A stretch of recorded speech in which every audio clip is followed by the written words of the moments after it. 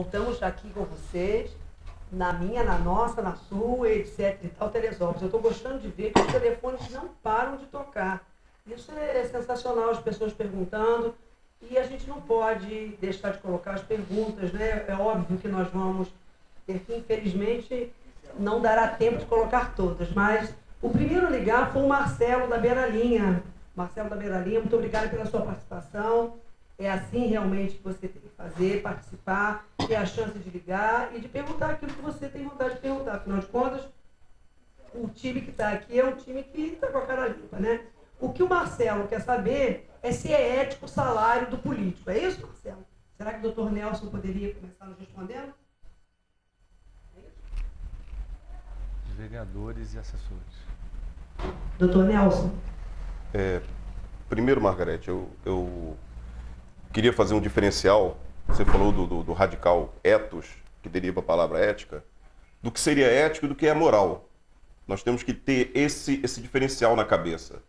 A ética, na realidade, é o conjunto de regras que pauta o trabalho de um profissional, de um político. É aquilo que a comunidade espera, a ação que ele tem é moral no exercício da função dele. Então, a gente espera que um político exerça seu trabalho, fazendo bom uso do dinheiro público, aplicando esse dinheiro de forma confiável, de forma prática, de forma que se reverta em bens sociais. Isso é ética. Mas a moral, aquilo que faz com que o político desvirtue o trabalho ético, aquilo que tem um ditado árabe que diz: ninguém pode se gabar de ser honesto antes de ter a chance de ser desonesto. Porque quando a pessoa, não é verdade? Quando a pessoa passa a usufruir do poder e desvirtua esse voto de confiança que a população deu e faz mau uso do serviço do dinheiro público, isso passa a ser antiético. O salário do vereador, o salário do político é votado por lei, é constitucional, tá certo? E é justo que ele tenha o ganho dele, mas é justo também que ele retribua esse ganho com um trabalho voltado para a população. Então, eu fico feliz de ter aqui ao lado o Cláudio Mello. Eu conheço desde criança, sempre foi um batalhador, sempre foi uma pessoa comprometida com o que é correto, né? Então, eu acho que ninguém tem nada para falar do Cláudio. O deputado Nilton Salomão, que eu conheço há anos também, eu fui professor de taekwondo muitos anos aqui na cidade, dei aula para os filhos dele.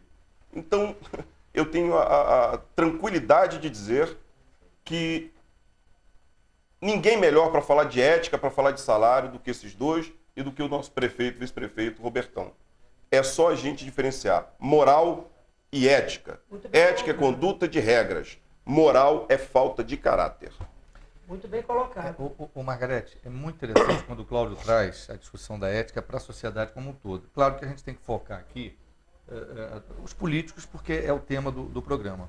Mas agora há pouco, por exemplo, nós vimos aqui o menino que estava sendo entrevistado, e alguém disse assim: mas o médico disse para o menino: olha, você vai virar lobisomem. Claro, eu creio que o médico não falou isso por um desejo de criar um... Mas o médico não, e aí é uma coisa importante, não se colocou na condição daquele garoto de ouvir, né, um cara grandão na frente dele, que ele pode ser lobisomem, brincando, mas... Então, a ética, ela está em todas... Agora, o político, o Nelsinho trouxe muito bem, doutor Nelson, a questão nossa, dos políticos, é exatamente o poder, porque na medida em que você tem poder, tem um ditado que diz, não é?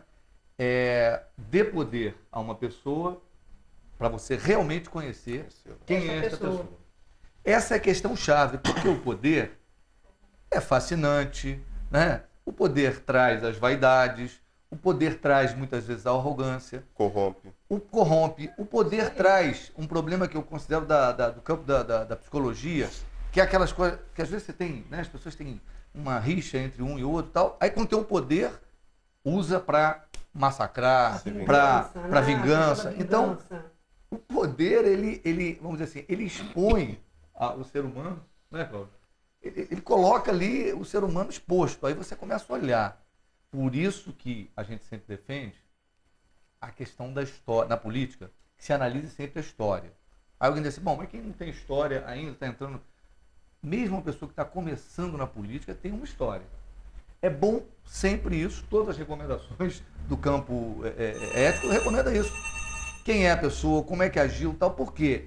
O Cláudio falou muito bem, quer dizer, você acaba reproduzindo, e aí, numa intensidade muito maior na política, por causa do poder, aquilo que você é no seu dia a dia da sua vida, não tenha dúvida, que é mais ou menos isso.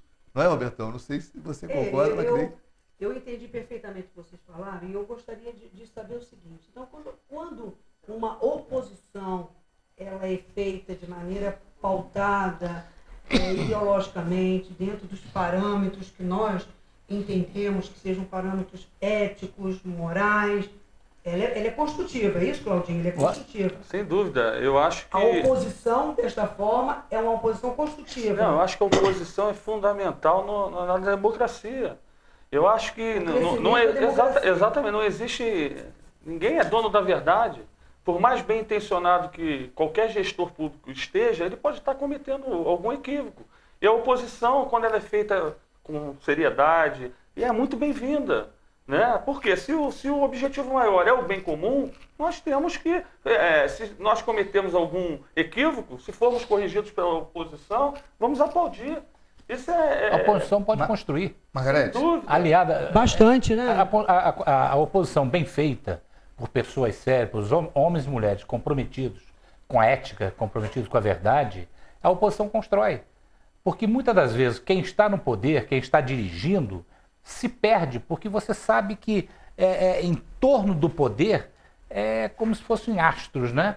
Gira e gira em torno do poder somente aqueles que servem para aplaudir.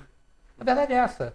E o detentor do poder, principalmente no executivo, ele muitas vezes se perde nisso aí. A oposição nessa hora faz o contraponto. A oposição nessa hora, dentro da oposição ética, não é aquela oposição da baderna, não é aquela oposição do achincalhe, não daquela oposição que deseja usufruir de métodos esdrúxulos para crescer, não é? E que ferem a ética realmente, mas uma oposição séria, ela tem que ser respeitada.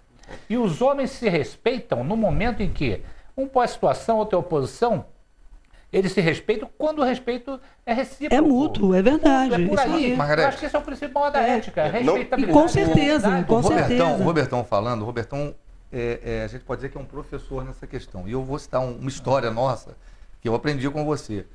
Nós estávamos na Assembleia, 3 deputados de Teresópolis. Eu era oposição ao governo Marcelo Alencar. E era da situação ligada ao governo Marcelo Alencar o deputado Luiz Beiro e o deputado Robertão. E nós, no benefício de Teresópolis, nós fizemos o quê? Eu era oposição, eu subia na tribuna e cobrava de forma dura ao Marcelo, ao governador Marcelo, o recapeamento da estrada Teresópolis-Friburgo. E o Robertão, na inteligência dele, e com o Luiz Beiro, que era o deputado, convenceram o governador da importância de fazer o asfaltamento da estrada Teresópolis-Friburgo. E essa conduta, né? O Robertão, sempre nós conversávamos no plenário, e às vezes fazíamos, né, os confrontos, e o Robertão sempre dizia isso.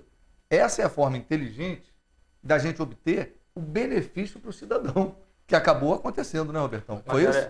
Margarete, só em relação a essa questão da oposição, e aí o nosso vice-prefeito, o doutor Robertão, lembrou aqui, acabou fazendo a lembrança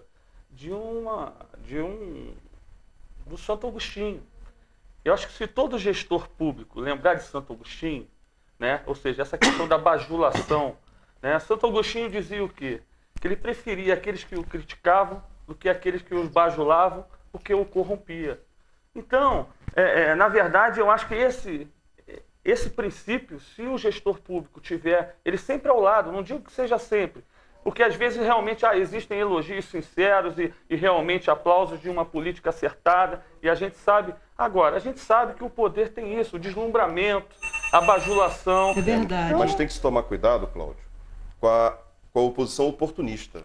Porque nós temos aquela oposição que é a oposição momentânea. Antiética, posso falar assim, doutor Nelson? É isso que eu quero chegar. Na oposição antiética, que busca ser oposição para poder negociar, junto com o poder público, um favorecimento pessoal, uma vantagem. Essa é uma oposição antiética. Você vai me É a perdoar? oposição que nós temos que... Você vai me perdoar, ele não vai negociar. Ele vai propor uma negociata. Uma é o cidadão que negociata. não conhece o que é ética. Concordo E com o que Robertão, busca negociata. A negociata é aquele que vende um Uma terreno na dificuldade. Lua, uma dificuldade na Lua, né? Para ver se ganha uma estrela. A gente Isso aí. conhece, vê isso a todo momento, em todo instante, em todo lugar. E é isso que tem que ser combatido. Isso é um antiético. Sim. Esse cidadão tem que ser combatido. Tem que se ensinar a ele, mostrar a cartilha da ética. É. Porque a ética você tem na política, na sociedade, nas profissões, nas profissões por si, cada uma tem o seu próprio código que de é ética. o de respeito. Se você pegar o código de ética médico, código de ética dos advogados, código de ética dos engenheiros, etc., você vai encontrar o quê? A mesma coisa, só que voltado para aquele segmento. E na política é mais sério, porque muitas das vezes é aquela história. Existem pessoas que encontram, vislumbram que na política que ele vai chegar ao grande sonho da vida dele. Ali é o caminho. E ele não mede o que fazer para chegar naquilo que ele se intencionou a chegar. E o caminho que ele procura qual é? Porque a política feita com seriedade, com dignidade, caminhada pela ética, ela é difícil. Oposição e situação se debatem, buscam o meio comum, o bem comum, mas buscam e não conseguem muitas vezes chegar àquele desejo. E o outro cidadão faz a politicagem, que não é política, faz a politicagem, quebra o código de ética moral de todo ser humano, não é só do político, e caminha e trilha por onde? Por onde não se deve trilhar. Pela subserviência, trilha pela onde? Pelas negociatas. E isso é que denegriu durante muitos anos a classe política. Mas acontece que a gente vê a cada instante a renovação. É igual a Cássia. Eu digo que nós estamos ressurgindo das cinzas, igual a Cássia. Nós estamos voltando das cinzas. Então as coisas vão mudar. Lógico que você vai encontrar sempre num novo jardim algumas flores deterioradas. Mas a tendência da população é fazer essa renovação. A tendência da população é fazer com que se mude as práticas, e principalmente na política, que tem que mudar. Porque se eu acho que cada um tivesse o olho voltado dentro de um princípio ético, daquele do respeito, aquilo que você tem vontade. O que é que eu tenho vontade para mim? O que eu tenho vontade para mim não pode nunca interferir na vontade do meu parceiro, do meu companheiro, do meu amigo, do meu vizinho, do meu companheiro político, do meu adversário político. Aí nós vamos ter que fazer o seguinte, nisso aí. meu amigo vice-prefeito, e que está fazendo uma explanação assim, belíssima, mas a gente vai ter que dar uma paradinha. Os comerciais estão aí chamando e nós vamos voltar rapidinho. Vocês fiquem ligadinhos, o telefone está aí todo o tempo, a Vivi está atendendo. Nós estamos à sua disposição e eu tenho certeza que está sendo assim, muito produtivo, né?